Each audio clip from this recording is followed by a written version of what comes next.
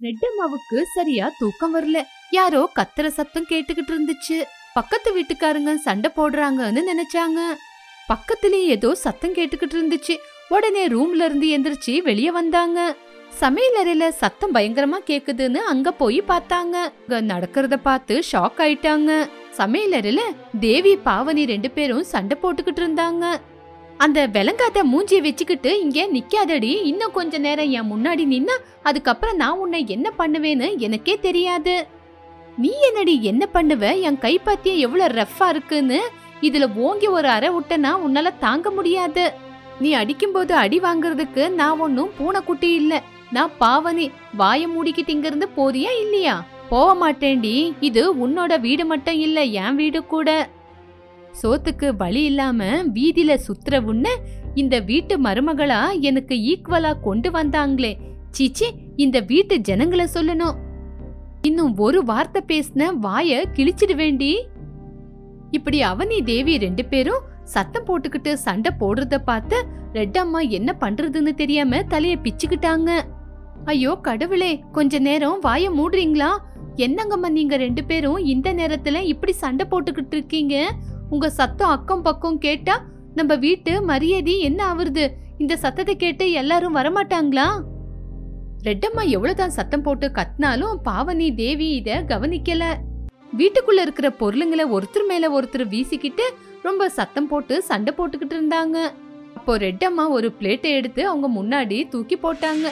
உடனே அவங்க 2 பேரும் சைலண்ட் ஆயிட்டாங்க. போதும், உங்க 2 பேரோட சண்டையை நிறுத்துங்கடி. என்ன நடந்துச்சுன்னு சொல்லுங்க. அத்தை, எனக்கு தாகம் எடுக்குது அப்படின்னு சமையல் அறைக்குள்ள தண்ணி குடிக்கிறதுக்காக வந்த. அதுக்குள்ள இவளும் வந்தா. அவளுக்கு தாகம் எடுக்குதுன்னு தண்ணி குடிக்க போனா. தாகம் அப்படின்றது யாருக்கு வேணா எப்ப வேணா வரலாம் அல்லத்த.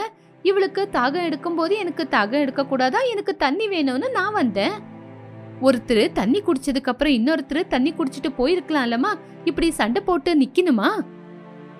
என்னத்த அப்படி பேசுறீங்க? நான் எவ்வளவு பணக்கார வீட்ல இருந்து வந்திருக்கேன். எனக்கு என்ன காசுக்கு என்ன குறைச்சல் இருக்கா?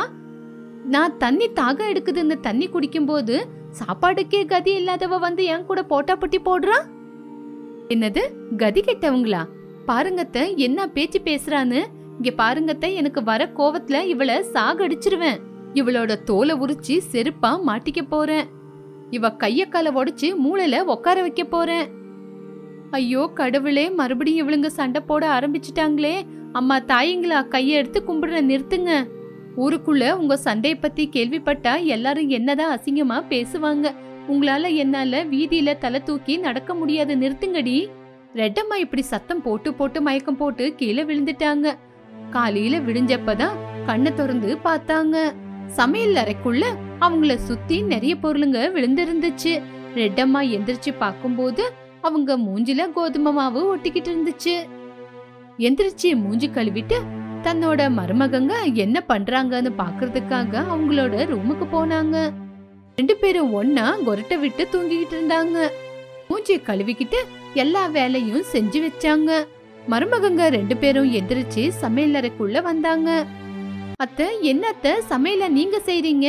ஏன் நான் செய்ய மாட்டேனா? ஐயோ என்ன அத்தை, நீங்க போய் சமைக்கிறீங்க, சமையல் செய்ய நாங்க இருக்கோம்ல. என்னத்த உங்க மூஞ்செல்லாம் வீங்கி இருக்கு?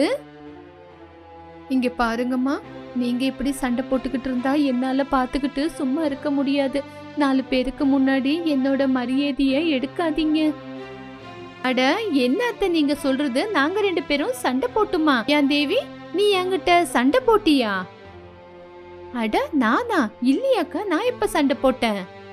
தொட்டம்மா ஆச்சரியப்பட்டு நைட்டு என்ன நடந்துச்சுன்னு யோசிக்க ஆரம்பிச்சாங்க.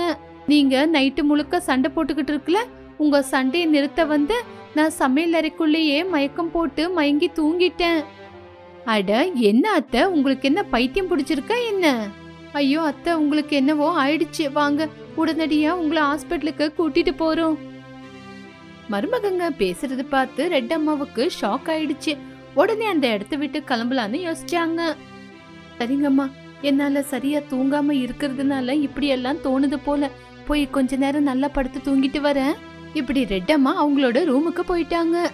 மறுபடியும் நல்லா படுத்து தூங்கிக்கிட்டு இருக்கும்போது வீட்டுக்குள்ள பெரிய சத்தங்க கேட்டுக்கிட்டு இருந்துச்சு. உடனே ரெட் அம்மா எந்திரிச்சு ஷாக்குல உடனே சத்தம் வர இடத்துக்கு வந்தாங்க. அங்க வந்து பார்த்தா வெளிய பாவனி தேவி 2 பேரும் சண்டை போட்டுக்கிட்டு இருந்தாங்க. மறுபடியும் தொட்டம்மா கண்ணை தொடச்சுக்கிட்டு பார்த்தாங்க. பார்த்தப்போ 2 மருமகங்க சண்டை போட்டுக்கிட்டு இருந்தாங்க. இந்த தரித்திர புடிச்ச முடிக்கு ரோஜா பூ அவசரமா? எது எங்க இருக்கணுமோ அங்கதான் இருக்கணும். யார்தடி தரித்திரம் புடிச்ச முடின்னு சொல்ற? அன்னைக்கு இங்க செடிங்களை நான் தான் நட்டேன். என்ன பூ எடுக்க கூடாதுன்னு சொல்றதுக்கு நீ யாரு? ஒரு தடவை என்ன பார்த்து அப்படி பேசின உன்னோட பல்ல தட்டி எடுத்துருவேன். டைமை வேஸ்ட் பண்ணாம தொட்டம்மா தன்னோட மருமகன் நடுவுல வந்து நின்னுக்கிட்டாங்க. 2 மருமகங்க நடுவுல வந்து சத்தம் போட்டு கத்துனாங்க. ரெட்டம்மா சத்தம் போட்டதுனால 2 மருமகங்க வீட்டுக்குள்ள போயிட்டாங்க. அப்போ ரெட்டம்மா அவங்களே சமாதானம் படுத்திக்கிட்டு வீட்டுக்குள்ள வந்து பார்த்தா 2 மருமகங்க உக்காந்துக்கிட்டு டீ குடிச்சுக்கிட்டு இருந்தாங்க. என்னங்கம்மா நீங்க 2 பேரும் ஏதோ படத்துல வர மாதிரி பண்றீங்க? 2 பேரும் இப்பதான் வெளியே சண்டை போட்டுக்கிட்டு இருந்தீங்க. இங்க வந்து பார்த்தா 2 பேரும் அந்யோன்யமா டீ குடிச்சுக்கிட்டு இருக்கீங்க. என்ன பார்த்து நாடகம் ஆடுறீங்களா? என்ன அத்தை நீங்க சொல்றது? நாங்க 2 பேரும் சண்டை போடுறோமா? காலையில எந்திரிச்சு கூட நீங்க இப்படிதான் சொன்னீங்க.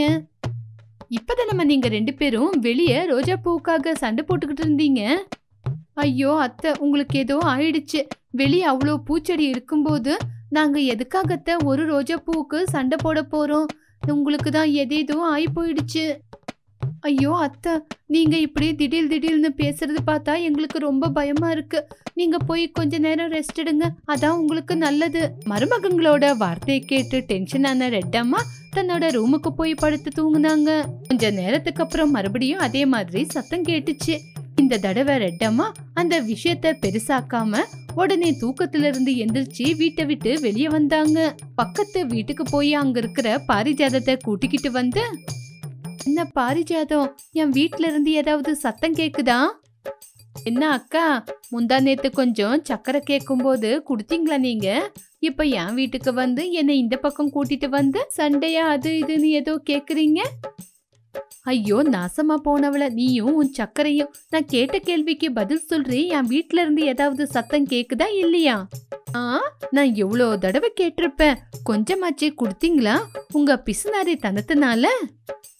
ஐயோ பைத்தியக்காரி, நான் என்ன கேக்குறேன், நீ என்னடி பதில் சொல்லிக்கிட்டு இருக்க? முதல்ல நான் கேக்குற கேள்விக்கு பதில் சொல்ல. ஏதாவது சத்தம் கேக்குதா? ஐயோ அதெல்லாம் ஒண்ணு இல்லைங்க அக்கா, முதல்ல நான் கேக்குறத கொடுங்க, அப்பதான் நீங்க கேக்குறதுக்கு நான் பதில் சொல்லுவேன். ஐயோ நாசமா போனவளே, எப்ப பார்த்தாலும் திங்கிறது மேலேயே உன் கண்ணு இருக்குடி. உங்ககிட்ட பேசுறதுக்கு நான் பேசாம அந்த செவுத்துக்கிட்டே பேசிக்கிறேன் அப்படின்னு கிளம்பி போயிட்டா. ரெட்டம்மா தன்னோட வீட்டுக்கு போனாங்க. வீட்டுக்குள்ள போன உடனே பாவனி தேவி 2 பேரும் சாப்பிட்டுக்கிட்டு கதை பேசிக்கிட்டே இருந்தாங்க. அத பார்த்து ரெட்டம்மா ஷாக் ஆகி, இப்படி அன்னைக்கு நைட்டு கூட போய் படுத்து தூங்கும்போது மருமகங்க சண்டை போடுற சத்தம் கேட்டுச்சு. மறுநாள் ரெட்டம்மா சீக்கிரமா எந்திரிச்சு தன்னோட மருமகங்களை கூப்பிட்டாங்க. என்ன அத்தை ஏதோ பேசணும்னு சொன்னீங்களா? அத்தை இப்ப உங்களுக்கு பரவாயில்லையா? இங்க பாருங்கம்மா, எனக்கு என்னவோ ஆயிருக்கு. எப்ப பார்த்தாலும் தூங்குனா நீங்க 2 பேரும் சண்டை போடுற மாதிரியே எனக்கு கனவுங்க வந்துகிட்டே இருக்கு. காமல கண்ணுக்கு பாக்குறது எல்லாமே மஞ்சளா தான் தெரியும் அத்தை. நாங்க உங்களுக்கு சண்டைக்காரியா தெரியுமா அத்தை? ஐயோ என்ன மன்னிச்சிடுங்கம்மா. நீங்க இந்த வீட்டுக்கு வந்த நாள்ல இருந்து நான் உங்களை நல்லாவே பாத்துக்கல. ரொம்ப பிசுனாரியா தான் உங்ககிட்ட நடந்துக்கிறேன். தாராளமா உங்களை இருக்கவே விடல. அதனாலதான் என்னவோ இன்னைக்கு நான் ரொம்பவே டார்ச்சரை அனுபவிச்சுக்கிட்டு இருக்கேன். நான் ஒரு முடிவு எடுத்திருக்கேன். என்ன அத்தை முடிவு எடுத்திருக்கீங்க? நான் மென்டல் ஹாஸ்பிட்டலுக்கு போக போறேன். ஐயோ அத்தை, ஏன் அத்தை அங்கெல்லாம் போறீங்க? உங்களை கட்டி போட்டு உங்களுக்கு கரண்ட்ல ஷாக் எல்லாம் கொடுப்பாங்க அத்தை. பரவாயில்லங்கம்மா, என் வாழ்க்கை இப்படியே இருந்துட்டு போகுது. நான் மென்டல் ஹாஸ்பிட்டலுக்கு ஃபோன் பண்ணி வர சொல்லியிருக்கேன். உடனே அங்க ஒரு ஆம்புலன்ஸ் வந்துச்சு. அதுக்குள்ள இருந்து இறங்கின ஆம்புலன்ஸ் டிரைவர் ரெட்டம்மா யாருன்னு கேட்டான். 2 மருமகங்களும் அத்தைய பார்த்து கை காட்டினாங்க. அப்போ அங்க வந்த ஆம்புலன்ஸ் டிரைவர் வண்டிக்கு கூட்டிட்டு வந்தான். அப்போ எதிரில பாரிஜாதம் வந்துகிட்டு இருந்தா. ரெட்டம்மக்கா, கொஞ்ச நாளா உங்களுக்கு பைத்தியம் பிடிச்சிருச்சா? என்னால நம்ப முடியல. ஆமாண்டி, எப்ப பார்த்தாலும் தூங்கலான்னு போனா என்னோட 2 மருமகங்க சண்டை போடுற மாதிரியே வெறும் யோசனையா இருக்கு. அவங்க 2 பேர்ல யாரு முன்னாடி யாரு முதல்ல இந்த வீட்டுக்கு வந்ததுன்னு சண்டை போட்டுக்கிட்டே இருக்காங்க. என்னோட பைத்தியக்கார தனத்தினாலதான் இப்படி நடக்குதுன்னு எனக்கு புரியுது. முந்தநேத்து கூட உன்னை கூட கேட்டேன்ல. ஆமா ஆமா, நீங்க சொன்னது கூட உண்மைதானே. உங்க வீட்ல எப்ப பார்த்தாலும் 2 மருமகங்க சண்டை போட்டுக்கிட்டே இருப்பாங்க. இந்த விஷயத்த நான் கூட ரொம்ப நாளா கவனிச்சுக்கிட்டு தான் வரேன். என்னடி சொல்ற, உண்மையா? அன்னைக்கு எனக்கு கொஞ்சம் சர்க்கரையை கொடுத்திருந்தா விஷயத்த அப்பவே சொல்லிருப்பேன். ஐயோ கடவுளே, என்னடி பேசுற நீ? அன்னைக்கு நீ கேட்ட உடனே சர்க்கரை எல்லாம் கொடுத்திருந்தா நான் உனக்கு நல்லவளா? இப்படி ரெட்டம்மா பேசிக்கிட்டு இருக்கும்போது பைத்தியக்கார ஹாஸ்பிட்டல்ல இருந்து ரெட்டம்மாவை கூட்டிட்டு போறதுக்காக கம்பவுண்டர் வந்து வெளியே நின்னுக்கிட்டு இருந்தாரு. இப்பவாவது உண்மையை சொல்லுங்கடி, எதுக்காக இப்படி பண்ணீங்க? நீங்களும் எப்ப பார்த்தாலும் இப்படிதானே கன்ஜூஸா இருப்பீங்க. உங்களோட இந்த குணத்தினால நாங்க ரொம்பவே கஷ்டப்பட்டிருக்கோம். அதனாலதான் உங்களுக்கு தெரியாமையே பிளான் போட்டோம். மருமகங்க 2 பேரும் அப்படி சொன்ன உடனே ரெட்டம்மாவுக்கு மனசே கேட்கல. உடனே அவங்க வந்த ஆம்புலன்ஸ் டிரைவர் கூடயே அந்த பைத்தியக்கார ஹாஸ்பிட்டலுக்கு அங்கிருந்து கிளம்பி போயிட்டு சுத்தியும் பச்சை பசேல்னு இருக்கிற ஊரு. அதுக்கு நடுவுல இருக்கு அழகான 2 மலை. அந்த இடத்துக்கு நடுவுல ஒரு அழகான வீடு. அந்த வீடு முன்னாடி 1 ஏக்கர் நிலம். இந்த தோட்டத்துல கத்திரிக்காய், வெண்டைக்கான்னு நிறைய காய்கறி செடிங்க. இது யாருதுன்னு பாக்குறீங்களா? ஜானகி அம்மா வீடு.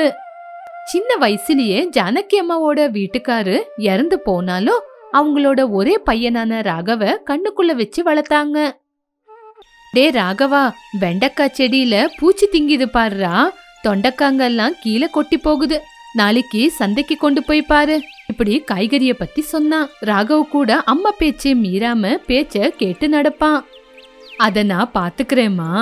இப்படி அம்மா புள்ள 2 பேரும் ரொம்ப ஒத்துமையா ரொம்ப சந்தோஷமா இருந்தாங்க. ஒரு நாள் ஜானகி அம்மா கோயிலுக்கு போனாங்க. பூசாரி ஐயா, என் பையன் பேர்ல அர்ச்சனை பண்ணுங்க. இப்படி ஜானகி அம்மா அர்ச்சனை பண்ணி வாசப்படியிலேயே உக்காந்தாங்க. இப்படி கோயில உக்காந்து சாமி கும்பிட்டுக்கிட்டு அமைதியா உக்காந்து இருக்கும் போது பூசாரி பேரையா வந்தாரு. ஜானகி அம்மா வணக்கம். பூசாரி ஐயா வணக்கங்க ஐயா, வாங்க உக்காருங்க. அம்மா, பக்கத்தூர்ல ராமச்சந்திர ஐயான்னு, அவங்களது நல்ல குடும்பம். ஒரே ஒரு பொண்ணு, நம்ம ராகவுக்கு சரியான ஜோடி. நான் பொண்ணு வீட்ல பேசி பாக்கட்டா இப்படின்னு எப்பவும் போலதான் சொன்னாரு. இங்க பாருங்க ஐயா, எனக்கு இருக்கிறது ஒரே ஒரு பையன். வரப்போற பொண்ணு என் பையனை பட்டணத்துக்கு போலாம், தனி குடுத்தனம் போலான்னு கூட்டிட்டு போகாம இருந்தா நல்லது. இப்படி அம்மாவா தனக்கு இருக்கிற கோரிக்கைய சொன்னாங்க. இங்க பாருங்கம்மா, அந்த மாதிரி பொண்ணு இல்லங்கம்மா. அந்த பொண்ணு என் பையன் என் கண்ணு முன்னாடியே புருஷன் பொண்டாட்டி சந்தோஷமா இருந்தா அதே போதும் எனக்கு. சரி, பொண்ணு வீட்டுல பேசுங்க. இப்படி பச்சை கொடிய காட்டினாங்க. எந்த ஒரு பிரச்சனை இல்லாம எல்லாருக்கும் முன்னாடி விஷ்ணு பிரியா கூட ராகவுக்கு கல்யாணம் நடந்துச்சு. மலைக்கு நடுவுல இருக்கிற வீட்டுல கொஞ்ச நாள் சந்தோஷமா இருந்தாங்க. ராகவ் காய்கறி செடிங்களை வளர்த்துக்கிட்டு இருந்தா கிருஷ்ணகுமாரி புருஷனுக்கு உதவி செஞ்சுக்கிட்டு ரொம்ப சந்தோஷமா வாழ்க்கையை நடத்திக்கிட்டு இருந்தாங்க. அதுக்கப்புறம் சந்தைக்கு சைக்கிள்ல போகும்போது பொண்டாட்டி எதிரில வந்துகிட்டு இருந்தா. இப்படி இருக்கும்போது ஒரு நாள் மத்தியான நேரத்துல வீட்டுக்கு முன்னாடி அத்தை மருமக உக்காந்துகிட்டு இருந்தாங்க. ஏமா, இங்க உனக்கு எல்லா வசதிகளும் இருக்குதா? நீ சந்தோஷமா தான் இருக்கிறியா? இல்ல அத்தை, நான் இங்க சந்தோஷமா தான் இருக்கிறேன்.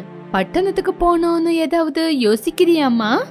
எல்லாம் எந்த யோசனையும் இல்ல அத்தை, நான் இங்க சந்தோஷமா நிம்மதியா தான் இருக்கிறேன் அப்படின்னு சொன்ன உடனே அந்த வார்த்தையை கேட்டு ஜானகி அம்மா ரொம்பவே சந்தோஷப்பட்டாங்க. இப்படி அவங்க குடும்பம் சந்தோஷம் நிறைஞ்ச குடும்பமா இருந்துச்சு. இப்படி அந்த வீட்டுக்கு யாரோட கண்ணு பட்டுச்சுன்னே தெரியல. அந்த வீட்டுல பிரச்சனைங்க ஆரம்பிச்சிச்சு. அப்பதான் குளிர்காலம் கூட ஆரம்பமாச்சு. அதிகமா குளிர் கூட ஆரம்பமாச்சு. மலைக்கு நடுவுல வீடு இருக்கிறதுனால குளிர் அதிகமாச்சு. ஐயோ என்னப்பா கடவுளே, இந்த குளிர் என்னால தாங்க முடியலையே. குளிர் ரொம்ப அதிகமா இருக்கே. இப்படி பனியில குளிர்ல ராத்திரி முழுக்க ரொம்பவே கஷ்டப்பட்டா கிருஷ்ணகுமாரி. காலையிலேயே ராகவா வந்து கிருஷ்ணகுமாரிய எழுப்புனா. குமாரி எந்திரிச்சு வா, காய்கறிய பிரிக்கலாம். ஐயோ இந்த குளிர்ல என்னால முடியலங்க, தயவு செஞ்சு என்ன விட்டுருங்க. இப்படி குளிருக்கு சோம்பேறியா சொன்னா. ராகவ் எதுவுமே பேசாம அவனே கிளம்பி வெளியே போனா. ராகவா ஒண்டியா எந்திரிச்சு காய்கறி பிரிச்சு ஒண்டியாவே மார்க்கெட்டுக்கு போனா. இத ஜானகி அம்மா தூரத்துல இருந்து பார்த்தாங்க. என்ன இந்த பொண்ணு இந்த குளிருக்கே இப்படி பயப்படுறா? அப்படின்னு மனசுக்குள்ள சாதாரணமா தான் சொன்னாங்க. ஆனா கிருஷ்ணகுமாரி இந்த குளிருக்கு பயந்துகிட்டு எப்பவுமே இப்படியேதான் செஞ்சுக்கிட்டு இருந்தா. பையன் ஒண்டி இப்படி கஷ்டப்படுறது பார்த்து ஜானகி அம்மாவோட மனசு தாங்கல. ஒரு நாள் கிருஷ்ணகுமாரி வீட்டுல இருக்கும்போது அவளோட ஃப்ரெண்டான ஸ்ராவணி வீட்டுக்கு வந்தா. தன்னோட ஃப்ரெண்ட பார்த்த உடனே கிருஷ்ணகுமாரி ரொம்பவே சந்தோஷப்பட்டா. வீட்டுக்குள்ள ஸ்ராவணிய கூட்டிட்டு போய் சாப்பிட குடிக்க அப்பா உன்னை பார்த்து எவ்வளவு நாளாச்சுடி. இப்படி ரெண்டு ஃப்ரெண்ட்ஸுங்களும் பேச ஆரம்பிச்சாங்க. ஜானகி அம்மா கூட அவங்க நடுவுல எதுக்கு இருக்கணும்னு அவங்கள தனியா பேச விட்டாங்க. அப்பா நாங்க இருக்கிற சிட்டி எவ்வளவு நல்லா இருக்கு தெரியுமா. இப்படி ஸ்ராவணி சிட்டியோட பெருமைய பத்தி பேச ஆரம்பிச்சா. நாங்க இருக்கிற பிளாட்ல 500 குடும்பம் இருக்கு. அங்க குளிர் வெயில் மழைன்னு எதுவுமே தெரியாது. அது எல்லாமே சரி, கொசுங்க கொசு காக்கா அப்படின்னு எதுவுமே இல்ல. பால்கனில அழகா கொசு வலை போட்டிருக்காங்க. இப்படி சொல்லிக்கிட்டே இருந்தா. கிருஷ்ணகுமாரி அதை எல்லாமே காது கொடுத்து கேட்டா. ஸ்விம்மிங் பூல் பார்க் அப்படின்னு அப்பா சொல்ல முடியாது, அவ்வளோ இருக்கு அப்படின்னு சொல்லிக்கிட்டே இருந்தா. அத கேட்ட கிருஷ்ணகுமாரிக்கு சிட்டிக்கு போனோன்னு ஆர்வம் வந்துச்சு. கொஞ்ச நாளுக்கு அப்புறம் கிருஷ்ணகுமாரி ஜானகி அம்மா 2 பேரும் உட்காந்து டீ குடிச்சுக்கிட்டு இருந்தாங்க. ஜானகி அம்மா சும்மா ஏதோ ஒண்ணு பேச போனாங்க. அம்மா நான் இப்படி சொல்றேன்னு தப்பா எடுத்துக்காத. விடிஞ்சதுக்கு அப்புறம் பொட்ட பசங்க தூங்குறது நல்லதில்ல. இப்படி சாதாரணமா சொன்னாங்க. யாராவது பார்த்தா அப்புறம் 4 பேரு தப்பா பேசுவாங்கம்மா. 4 பேரு தப்பா பேசுற மாதிரி நான் என்ன தப்பத்தை செஞ்சேன்? தப்பு இல்லம்மா, எப்பவுமே லேட்டா எந்திருக்கிறது நல்லது இல்லல. சீக்கிரமா எந்திரிச்சா நல்லது தானே. குளிருன்னா அப்படி ஒரு குளிரு. நான் வேணும் நான் பண்றேன். நீ வேணும்னு செய்யறேன்னு நான் சொல்லமா, கொஞ்சம் சீக்கிரமா எந்திரியா அப்படின்னு தான் சொல்றேன். என்னால இந்த குளிர்ல இங்க இருக்க முடியல. பேசாம பட்டணத்துக்கு கிளம்பி போயிடலான்னு தான் நான் பாத்துக்கிட்டு இருக்கேன். இப்படி திட்டுறதுக்கே ஆரம்பிச்சுட்டா. எவ்வளவு சீக்கிரம் ஆகுதோ அவ்வளோ சீக்கிரம் என் புருஷனை கூட்டிட்டு போயிடுறேன். என் புள்ள என் பேச்சு கேக்குறானா உன் பேச்சு கேக்குறானா பாக்கலாமா. இப்படி ஒருத்தருக்கு ஒருத்தர் சவால்ல பேச ஆரம்பிச்சாங்க. சாயங்காலம் ஆகும்போது ராகவா வீட்டுக்கு வந்தான். அத்தை மருமக 2 பேரும் ஒருத்தருக்கு மேல ஒருத்தர் சாடி சொல்ல ஆரம்பிச்சாங்க. என்ன கிருஷ்ணா இந்த மாதிரி சண்டை? புத்தியா இருந்தா சரி. ஆமாங்க ஆமா, எனக்கு புத்தி இல்ல, உங்களுக்கு உங்க அம்மாவுக்கும் புத்தி இருக்குல்ல அப்படின்னு மொனவிக்கிட்டே உள்ள போனா. ராகவ் ஜானகி அம்மாவை பார்த்தா. ஜானகி அம்மா எதுவுமே பேசாம உள்ள போயிட்டாங்க. ராகு சமையல் அறைக்கு போய் சாப்பாடு எடுத்துக்கிட்டு தன்னோட பொண்டாட்டிய பார்க்க வந்தான். குமாரி அப்படின்னு பக்கத்துல உக்காந்தான். இதனால கிருஷ்ணகுமாரி மறுபடியும் மூஞ்ச திருப்பிக்கிட்டு உக்காந்தா. கிருஷ்ணா அப்படி பாசமா கூப்பிட்டா. ஆனாலும் கிருஷ்ணகுமாரி சிரிக்கல. ராகவ் கொஞ்சம் சிரிச்சுக்கிட்டே, கிருஷ்ணா எங்க அப்பா எப்படி இருந்தாங்கன்னு கூட நான் பாக்கல. எனக்கு நினைவு தெரிஞ்ச நாள்ல இருந்து எங்க அம்மா தான் கஷ்டப்பட்டு வளர்த்தாங்க. இப்படி சமாதானமா சொல்ல ஆரம்பிச்சா. கிருஷ்ணா கோவத்துல இருந்தாலும் புருஷன் சொல்றத காதை கொடுத்து கேட்டா. இந்த மாதிரி ஒரு இடத்துல எங்க அப்பா நிலத்தை வாங்கி போட்டாரு. ஆனா எங்க அப்பாவோட சொந்தம் பந்தம் எல்லாமே எங்க அப்பாவை திட்டிக்கிட்டே இருந்தாங்க. ஆனா எங்க அம்மா மட்டும் இந்த வயல்லயே கூலி வேலை செஞ்சாங்க. கூலி வேலை செஞ்சு வீடு கட்டுனாங்க. வேலைக்கு ஆகாதுன்னு சொன்ன இடத்துலயே விவசாயம் செஞ்சாங்க. இப்படி சொல்லிக்கிட்டே இருந்தா. கிருஷ்ணகுமாரி இது எல்லாமே காது கொடுத்து கேட்டுக்கிட்டே இருந்தா. குளிர்காலம் மழை காலம் வெயில் காலம்னு வந்துகிட்டே இருக்கு. ஆனா எப்பவுமே எங்க அம்மா என்னை விட்டுட்டு எங்கேயுமே போல. குளிருக்கு ஒடுங்கி போனாங்க, வெயில்ல காஞ்சி போனாங்க, மழையில நனைஞ்சுகிட்டு வேலை செஞ்சாங்க. ஆனா என்னைக்குமே என்ன பாரம்னு நினைக்கல. ஆனா இப்போ கேவலம் இந்த குளிருக்கு பயந்து எங்க அம்மாவை இங்க விட்டுட்டு பட்டணத்துக்கு போக முடியுமா? அப்படி சொல்லிக்கிட்டே பொண்டாட்டிக்கு ஊட்டி விட்டான். கிருஷ்ணகுமாரி கண்ணீரை விட்டுக்கிட்டே புருஷன் ஊட்டி விட்ட சாப்பாடு சாப்பிட்டா. கொசுங்க இருக்கு அப்படின்னு வீட்டை விட்டு போனா முடியுமா? சின்ன சின்ன பிரச்சனைக்கு நம்ம வீட்டை நம்மளே விட்டுட்டு போனா சரி இருக்குமா? இப்படி அன்பா எடுத்து சொன்னான். கிருஷ்ணகுமாரி எந்திரிச்சு ரூமுக்குள்ள உக்காந்துருக்கிற ஜானகி அம்மாவை பாக்குறதுக்காக போனா. அத்தை என்ன மன்னிச்சிடுங்க. சேச்ச நீ எதுக்காக மன்னிப்பு கேக்குற? நான் தான் கொஞ்சம் எடுத்து சொல்லிருக்கணும் அப்படின்னு மருமகளை கிட்டக்கி கூட்டிக்கிட்டா. இப்படி மாமியார் மருமக 2 பேரும் ஒத்துமையா நின்னாங்க. அத பார்த்த ராகவா ரொம்பவே சந்தோஷப்பட்டான். அன்னைக்கு நைட்டு குளிருக்கு 3 பேரும் தீய போட்டுக்கிட்டு உக்காந்து கதை பேசிக்கிட்டு சிரிச்சுக்கிட்டு இருந்தாங்க. இந்த குடும்பம் இன்னைக்கு மாதிரி